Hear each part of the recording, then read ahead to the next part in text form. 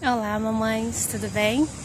Hoje resolvi gravar aqui no parque. O bebê tá ali, ó, dormindo. Eu falei, vou aproveitar que ele tá dormindo e vou fazer essa gravação. Aproveitei para dar uma corridinha também para aliviar um pouquinho o estresse, né? Mas hoje nós vamos falar sobre o pós-parto, né? Que eu fiquei de falar. Então, o pós-parto é um período muito delicado. Se você fez cesárea ou se você fez parto normal, é necessário guardar esse período, né? Tem aí a restrição de 40 dias sem sexo. É fundamental guardar esse tempo, tá? Seu organismo tá limpinho, seu útero tá limpinho, quer dizer, né? Então a probabilidade de uma nova gravidez é muito grande, tá? Você não tá fazendo nenhum uso de um método contraceptivo. Sem contar que se foi parto normal, a passagem da vagina tá um pouco delicada, então não é recomendável sexo nesse período. E se foi cesárea, você tem aí os pontos, né, em cicatrização, então sexo nesse período não dá certo. Mesmo sabendo que tem algumas mamães que acabam infringindo essa regra, né, e também tem muitas mamães que engravidam dentro desse período aí. É um período muito delicado, onde os hormônios também estão a todo vapor. Antes por conta da gravidez e agora porque eles precisam se normalizar. E até que isso aconteça, você vai passar por um período aí de melancolia, de tristeza. Isso é normal também, tá? Depois passa. Principalmente para as mamães de primeira viagem. Eu lembro que eu não fui para minha casa quando eu tive meu bebê, eu fui para casa da minha mãe e eu fiquei no quarto que era meu quando eu era solteira. Só que ele não tinha estrutura para mim como mãe.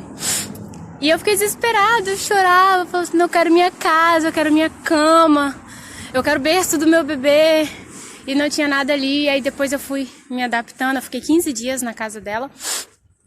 E os primeiros 3 dias foram horríveis para mim.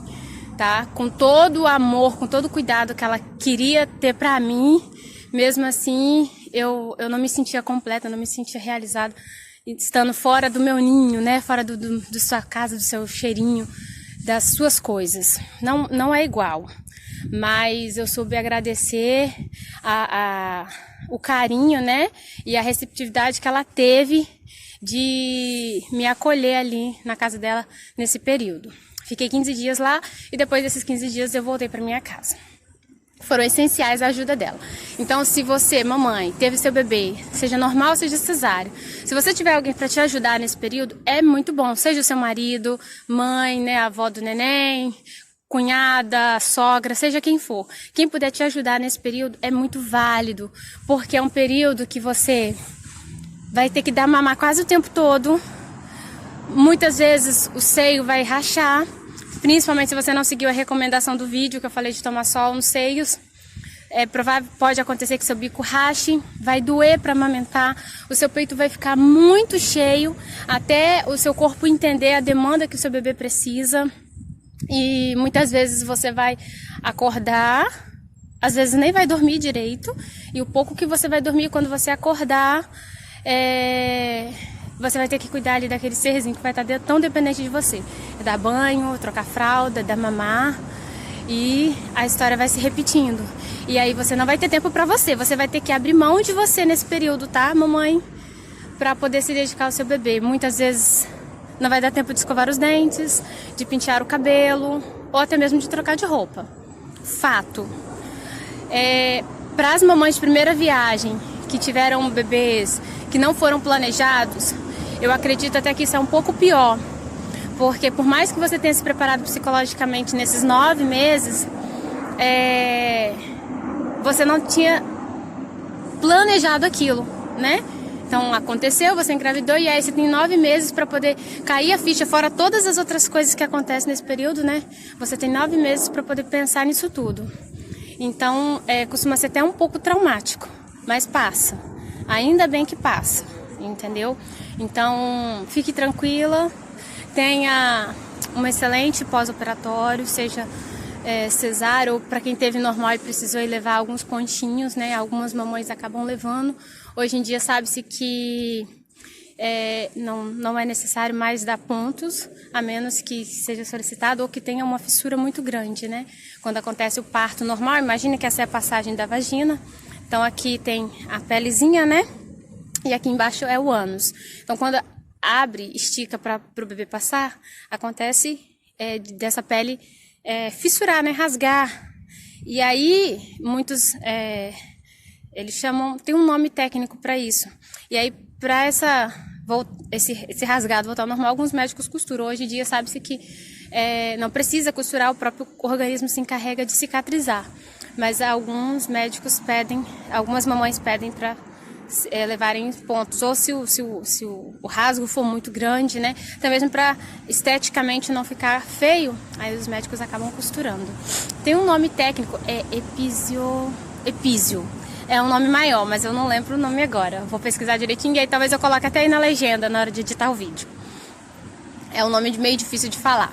Então esse corte aí, inclusive, alguns médicos antes faziam esse corte com bisturi. Hoje em dia sabe-se que não precisa mais fazer esse corte. O ideal é deixar que o organismo se encarregue de resolver isso sozinho, porque o nosso corpo é perfeito. Então, se por uma acaso a cabeça do bebê não for suficiente para passar no espaço que a sua vagina abriu, o seu corpo vai abrir uma laceraçãozinha que vai cicatrizar depois, entendeu? Então, quando o médico cortava aí para ajudar na passagem do bebê, hoje em dia sabe-se que isso não é mais necessário, tá? Então, acho que basicamente é isso. O pós-parto é um pouco sofrido, para algumas mamães é triste, principalmente se você não conseguiu ter o parto que você queria. Por isso que eu falei a importância de estar com o pé no chão e pensar que o importante é que você e o seu bebê estejam bem, tá? Estejam saudáveis, para ter uma boa recuperação, porque o seu bebê, mamãe, vai precisar muito de você agora. Então é importante que sua cabeça esteja bem. Papai, se papai estiver assistindo esse vídeo, tenha paciência, tá? Respira fundo, conta até 10 quantas vezes for necessário, porque passa esse período. Então aproveita para curtir bem o bebê, curtir bem essa fase dele, porque depois ele vai crescer, né? E essa fase vai passar. Então, como todos os sentimentos, esses turbilhões de sentimentos que está dentro de você, mamãe, também passam, tá? Nós amadurecemos muito quando nos tornamos mãe. Então, por isso que eu quis fazer essa série, porque só pode falar, assim, por mais que quem tenha conhecimento vai falar, só quem sente na pele e carrega o peso dessa responsabilidade é que pode falar com propriedade como é ser mãe, né? Sobre ser mãe, por isso que eu coloquei esse nome no canal, sobre ser mãe. Então essa é a minha experiência, talvez com você tenha sido diferente, né? É um espaço aberto para a gente trocar aqui experiências. O que eu posso falar do meu pós-operatório foi isso, foi o que eu senti. Eu senti muita tristeza, eu senti melancolia. Como eu falei no vídeo anterior, o amor pelo meu bebê foi surgindo aos poucos. Ele não veio na gravidez e muito menos quando ele nasceu, tá? E depois que ele nasceu, eu só pensava assim, caramba, eu não tô na minha casa, eu não tô no conforto do meu lar, ainda tenho que cuidar desse ser humaninho. Era mais ou menos assim, tá, gente? Pode te chocar, mas era o que eu pensava. Eu não tinha aquele amor, ai, o meu bebê é meu. Não, eu sabia que era um serzinho independente de mim e que eu tinha que cuidar dele como qualquer outra coisa que eu tivesse que ter responsabilidade. Mas aí esse amor foi surgindo com o tempo e foi aumentando, transborda que hoje já não cabe no meu coração de tanto amor que eu tenho por essa coisinha maravilhosa. Dá muito trabalho, gente, mas vou falar pra vocês, vale a pena cada trabalho, cada fralda suja. Eu recomendo, nem sei o que dizer, vale a pena e toda essa fralda suja, todo esse trabalho, ele é recompensado quando ele ri pra mim, quando ele fala mamãe, mesmo tentando falar ali mamãe, papai, quando ele tenta esboçar alguma palavra, quando ele olha nos meus olhos, aquele sentimento de felicidade, quando ele mama. Então hoje é completo, né? Esse amor atingiu aí 99,9%, 100%, 150%, é muito grande. E eu tenho certeza que é recíproco, né? Porque eu sou tudo pra ele e ele é tudo pra mim. Então, mamães, fiquem tranquilas, tenham uma excelente recuperação, tá? Sigam a recomendação dos seus médicos, ele vai passar alguns medicamentos para tomar caso haja dor, caso haja febre, tá?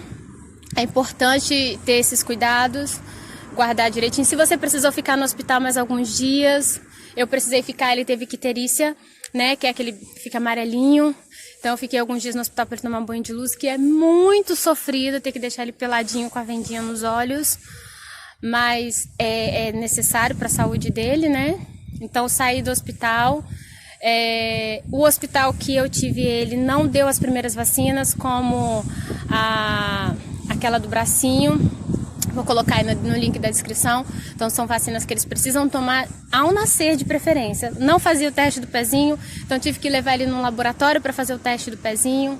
E aí eu vou colocar na descrição do vídeo aí em cima, vou tentar colocar na edição as vacinas que eles precisam tomar, que são necessárias nesse primeiro mês de vida. E os exames que precisa fazer, no caso aí o exame do pezinho, que é muito importante para detectar vários tipos de possíveis doenças. Que mais?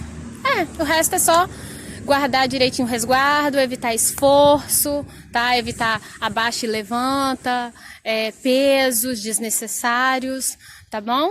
Uma excelente recuperação, eu espero que corra tudo bem.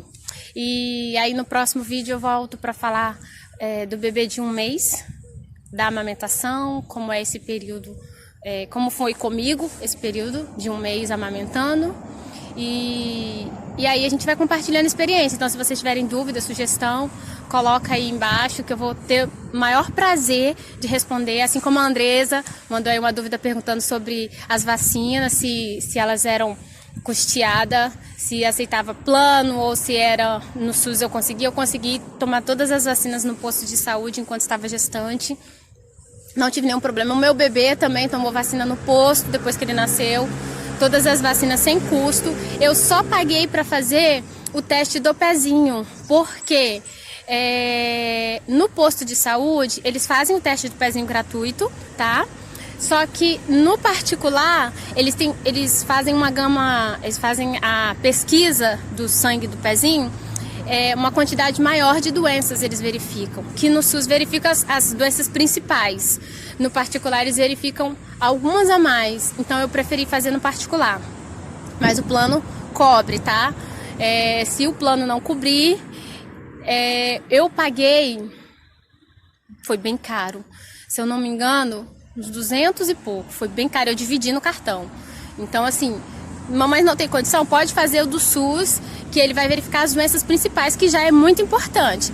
Tem plano? Pode fazer particular? Faz no particular. Caso contrário, tem um hospital que já faz lá mesmo, tá? Nos seus laboratórios próprios, beleza? Bom, eu acho que é isso. Se alguma mamãe lembrar de alguma coisa que talvez eu tenha esquecido e quiser comentar aí, fica à disposição, tá bom? Se inscrevam no canal, tá, gente? Ativa o sininho aí pra você receber um comunicado toda vez que eu colocar um vídeo novo, tá bom? Me ajuda aí, me estimula pra gente continuar conversando, convivendo, porque vida de mãe não é fácil. E esse tempinho que a gente tira pra gente é muito válido, faz muita diferença na vida da gente. Assim como aproveitar, ó. Vou tentar mostrar a vista aqui um pouquinho pra vocês, ó. Hoje eu vim dar uma passeada aqui com ele dormiu. Aí eu aproveitei pra gravar o vídeo, relaxar um pouquinho, admirar a natureza. Acho que de vez em quando a gente precisa fazer isso, tá? Então, aproveitei esse período do pós-operatório. Boa sorte, tudo de bom. Beijo grande e até o próximo vídeo para falar do primeiro mês do bebê, tá bom? Tchau, tchau!